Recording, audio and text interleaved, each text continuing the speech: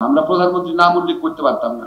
আমরা ফেসবুকে ইউজ করতে কথা ইউজ করতে উগান্ডার উদাহরণ দিতাম, উগান্ডার শাসক বলতাম। বিচার বিভাগের স্বাধীনতার কথা বলতে হবে। আপনারা জানেন কি অবস্থা নিয়ে গেছিল বিচার বিভাগকে। বিচার বিভাগকে একটা নির্যাতনের হাতিয়ারে পরিণত করেছিল। সংসদকে একটা নির্যাতনের, লুটপাটের, অন্যায় অবিচারের ফোরামে পরিণত করেছিল। শাসন বিভাগে একটা নিপীড়ক মেশিনে পরিণত করেছিল।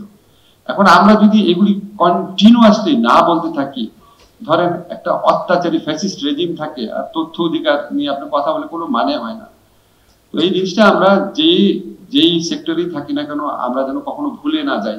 আমাদের সবচেয়ে সোচ্চার ভাবে বলতে হবে জনগণের ভোটাধিকারের কথা। 25 বছরের ওয়ারেন্টিযুক্ত দীর্ঘস্থায়ী দরজা প্রোটেক্টর, আধুনিক ও মজবুত দরজা।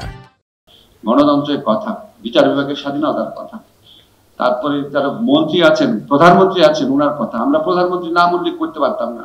আমাদেরকে বলা হতো যে সব বলা যাবে, প্রধানমন্ত্রী নামই উল্লেখ করা যাবে না। আপনারা জানেন আমরা ফেসবুকে ইউজ করতে কথা ইউজ করতে উগান্ডার উদাহরণ দিতাম, উগান্ডার শাসক বলতাম, বা নাম উচ্চারণ করা যায় না এমন একজন, এটা বলতাম।